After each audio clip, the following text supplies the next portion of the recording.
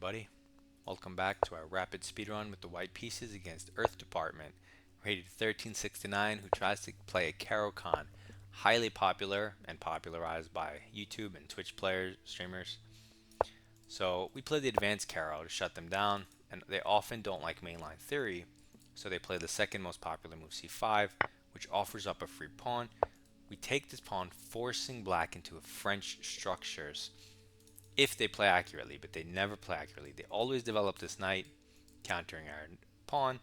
We develop our knight, protecting. They develop their bishop, pinning the defender. Will this guy deviate from what players always do?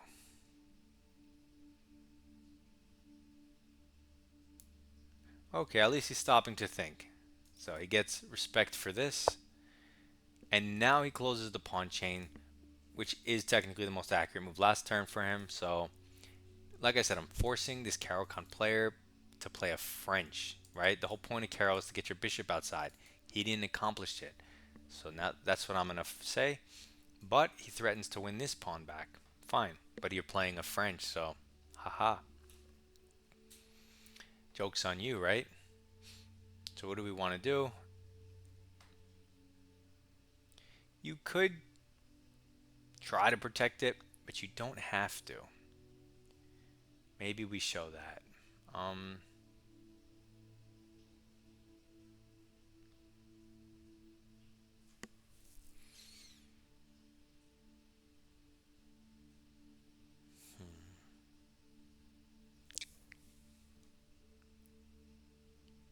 Okay.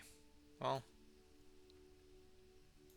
okay, I'm gonna show you, I'm gonna play c3 just to dominate his minor pieces, right? For when he does take, which he will. And I'm gonna put my bishop here, and we're gonna play the exact same setup we play against the French. Pawn on e5, knight on f3, bishop here, aiming at the king. And in the French, it's the same thing. They have their knight here, their bishop here, they put their queen here, and we're basically kind of transposing slowly. And so I put this guy here, and now once I castle, we're almost back in it, maybe perfectly. I don't even know. But he's not playing a Caro. So I hope he knows how to play the French, right? One of the big drawbacks of playing c5 variation against a higher rated player, because only a higher rated player is going to take that pawn. So he pushes d4, which is ugly, blocking the dark squares that he's supposed to play on in the French. He's attacking this pawn, which we can easily take back with, but what other options do we have? Can we take the pawn? Takes, takes, takes. There's no point. I say we castle and speed up our development while he wastes time. If he takes our pawn, you could take with the knight, but I almost want to take with the pawn.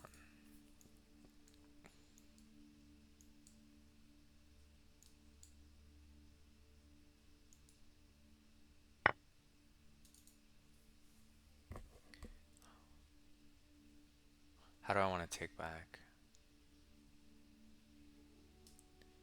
I'm going to do the pawn. I'm going to go for restricting his development as opposed to advancing mine. Controlling his d4 square is kind of huge from 3 pieces. Not to mention the b4 square. And I don't really care about this knight right now. I'll fix it later. So he develops a piece, very natural. Okay. He's going to go here and attack our e5 point. I would like this point fully defended.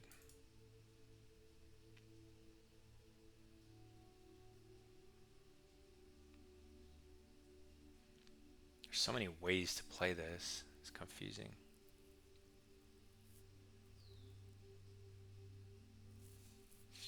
I feel like we have so many candidate moves that look good. It's hard to. Knight here, rook here, bishop here, h4. I don't want to look at all these. I don't even have time to look at all those. So let me just pick one that's not going to lose me the game. Well, none of them are, but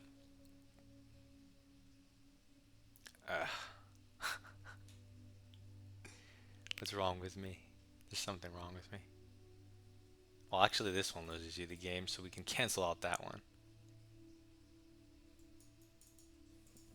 Is this even a move, though? Probably just bishop, this queen here. I'm going to go queen here to add an extra layer of protection while getting off of this alignment. Fine. Anything that supports the e5 point has to be a good move. It also protects the f2 pawn, but it's really for this. Now I could go knight here without hanging my bishop. And the point of knight here is to jump it in the center with tempo, right? Because it has a beautiful outpost. So he hops to this square, which is not g6 or f5. It attacks a pawn, but blocks the queen. That pawn is defended. That pawn is defended currently. If we kick his knight, we give up the center. If we move our knight, the pawn might be hanging.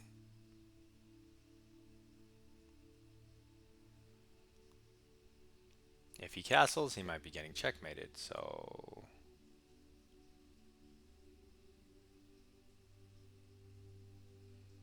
Rook e1 seems reasonable. Bishop b2? No, that's weird. I don't like that.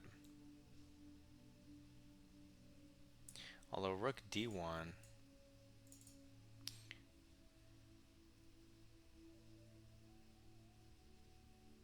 I don't know what I want to do. I don't know what I want to do. Hold on. Hold on, guys. I need to find a move that, like, I really like, you know?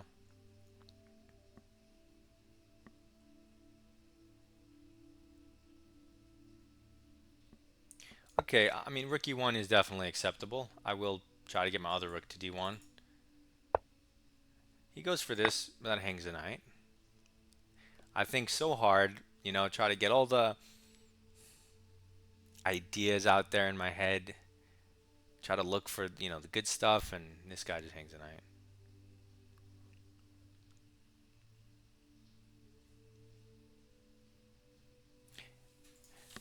I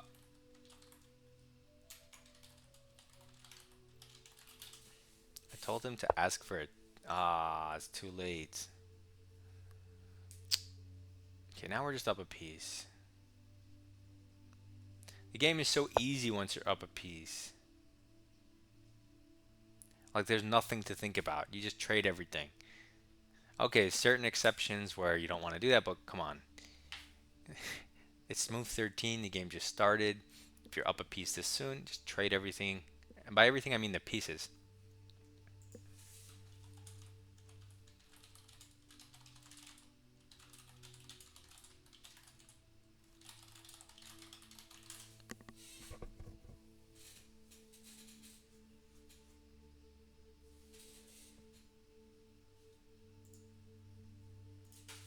He said, sorry, I never play with takebacks. I don't even know how. And then I told him, to the left of the draw button for future reference.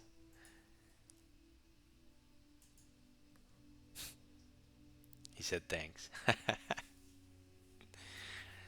I mean, takebacks are crazy in a ranked game, but considering that your opponent, you know, has to prove it, I don't see why not. That's funny though, because like with your opponent's consent, it's almost like you can make any rule. Like takeback isn't a real rule in chess, right? You can't do that. So with your opponent's consent, can I just take your knight off the board, or can I put both my bishops on dark? Right? Just because your opponent says yes. Okay, now that we're up everything, he's avoiding trades. We can just finish our development. Okay, he castles. Anything regarding piece activity works. Although he castled, can we checkmate him?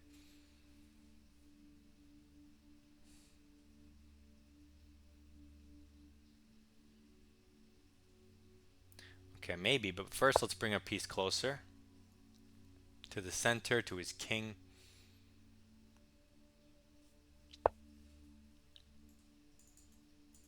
He moves his queen to the other side of the board and hits my pawn.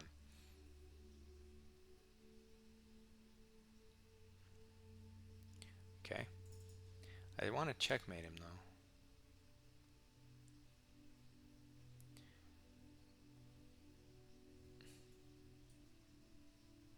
What kind of trap is there? He takes. I take. He takes.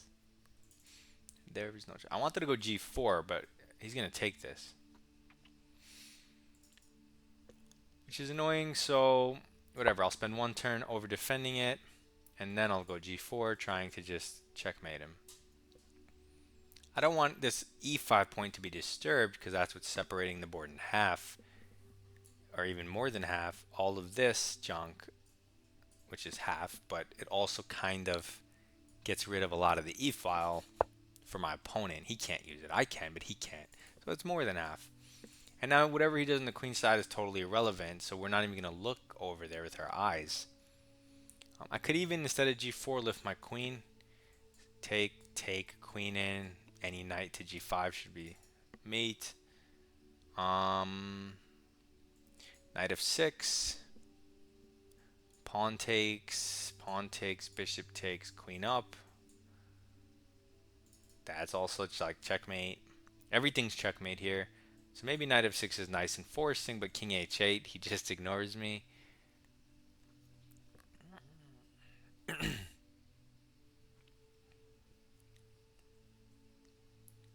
But then queen up. Let's go knight of 6, be a little fancy to end the game. We're out of time anyways, so we need to kind of finish it. And whenever you have so many pieces, okay, he takes with the pawn. There's usually a tactic, so I forgot what my plan was. I think it was here, right? There's also this, which is funny, but I think my plan was here because once he takes, how do you stop light square checkmate? You have to move your rook and your king, then this guy. Yeah, let's just go with my original plan. He takes, we go here. The knight's hanging, the rook behind it, but this the real threat is the h7 square. And it's not even like we need to take the knight back to get our material because we're not down anything because he hung his piece. So it's even material right now. But normally you'd be down a piece in this scenario. Now if that knight was, I don't know, on the king's side helping him, that might be good for him. If his knight was on b6 here, he'd still be completely crushed. So he goes and takes a pawn when we were threatening checkmate in 1. So this guy was a 1400, but he missed checkmates in 1. He hung his piece in 1 turn. Not even a tactic. That's what I'm saying. These guys are so, I mean, they're just not paying attention almost, right? Because you can tell if a piece is hanging. If I say, here's $1 million, is this piece hanging? You're not going to give me the wrong answer. But in the game, you miss it.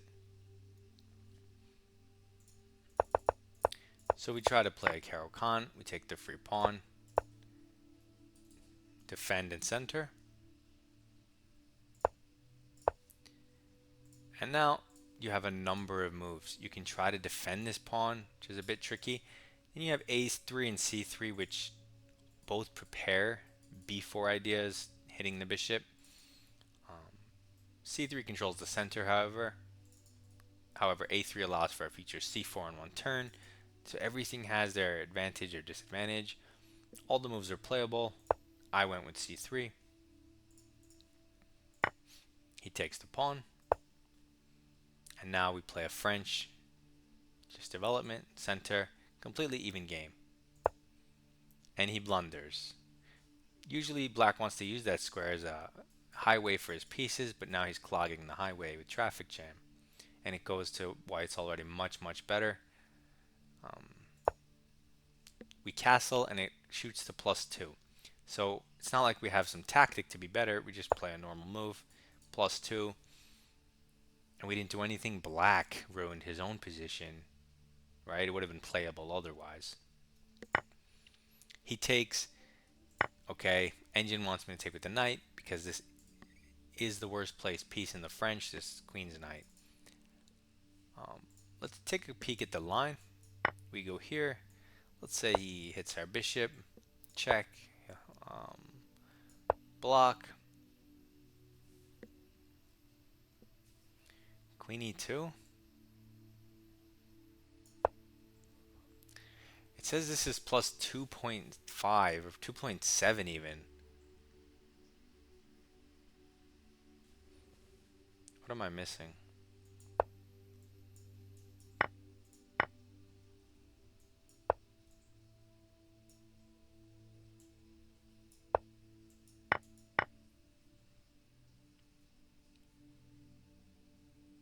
So material's even, but it's just positionally lost for black. Yeah, this is not nearly as obvious as the engine wants to make it seem.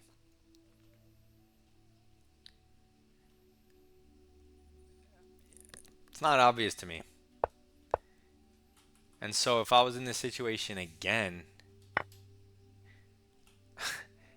I would still likely take with the pawn. Because you have to play perfectly with the knight capture, and it's still, again, not completely obvious. Let me see something. If I go here, he goes here. Yeah, I mean, bishop b5 is just by far the strongest, but I don't know. I need some more further explanation about that position. So I take with the pawn. We're still +1, but I did lose some advantage. And here I was like, what do I do? I have so many candidate moves. And okay, they're mentioning some. Rook e1 was one. Bishop to the side was one. I mentioned knight here, but that hangs the bishop, so that's not one. And I settled on what happens to be the best at the end, queen e2. And then knight g6 is recommended. I thought he would pressure the center. He jumps here, and I get it's natural looking, like, ooh, this nice square, but blocks your queen and doesn't pressure my center, so it's kind of inaccurate. They want me to kick it immediately. I looked at that, I considered that, and this is my second mistake. I thought that although you could get it out of the center, I thought it was slightly misplaced in the center. Of course, the one thing it's doing is tying your knight down, because you really want to go knight d2 in the center. So this is the one good thing about it. But I thought, who cares? You have so many other moves you need to make to improve anyway. Let's get those out of the way. You can play c5 whenever you feel like it. They want you to do it now. And I thought he would likely attack my bishop. Okay, hop in the center makes sense.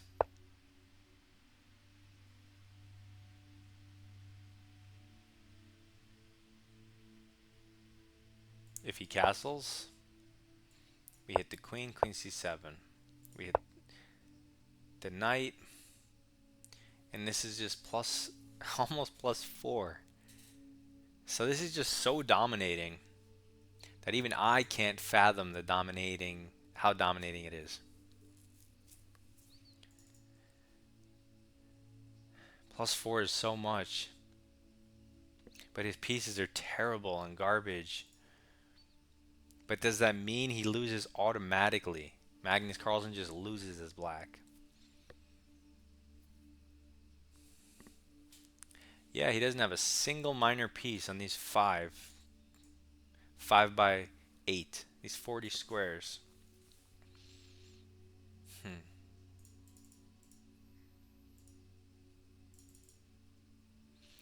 So it wants me to push immediately, and then all of his pieces become terrible. So even though you open up some dark squares, who cares? He can't do anything. Instead, I make my second mistake, not kicking the knight. But how is this also not just completely horrible for him?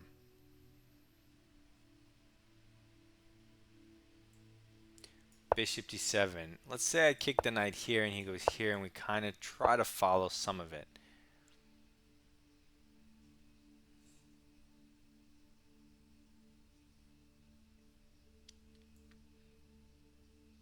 He jumps the knight in, hits the queen. He has pressure on the dark squares. He can trade a lot of stuff. But if I go here, here, here, here, here. Now I have the added option of rook d1 as opposed to bishop. So this is just like a super fine nuance. I mean, okay, I guess they're right because my rook wouldn't have I wouldn't have wasted a tempo on e1. So it, oh my god. All right, all right. Fine. So I make another mistake where white is still better. So again, when you do make your mistakes, you always want them to be on your side. Meaning, as long as you are maintaining your advantage, you never want your mistake to give your opponent the edge. Right? That's what you don't want because that means you're collapsing your position, as opposed to missing a better move, which is a lot less harmful. So we play a developing move instead of collapsing our position. Different type of mistake. And then he blunders away the game with knight f4. So we take it, and now we just go for trade. You could do whatever you want. You could develop, you could trade. Now we develop, further development. It's funny they say bishop f4 was the best, just a weird move defending, alongside bishop takes h6. So bishop takes h6. If he takes, now we throw in this knight move, and the same problem. Oh no, you did light squares. He can't stop the light squares. So I said you probably have a ton of different things. We go here. It's +5. Anything he does, it's +6. Actual best move is knight f6 check. We find this tactic. I love the f6 square during king attacks. Super good to keep in mind. They work a lot. And then here, it's important to, in this line, take the pawn first before queen up, because then he has f5 pawn push protecting light squares. So we want to get rid of that pawn. That's all this is about. It's not about winning material. It's not about hitting the bishop. It's about denying f5 resource. Then we lift the queen, go for the mate. So 2 mistakes. They still gave us a 90, so we still start with a 9, which is nice. But yeah, overall solid game. Logical train of thought. Hopefully it helps you in these positions, and it shows you how you can force a Caro-Kann player to play the French in this situation. So good luck in your chess. I will see you in the next one.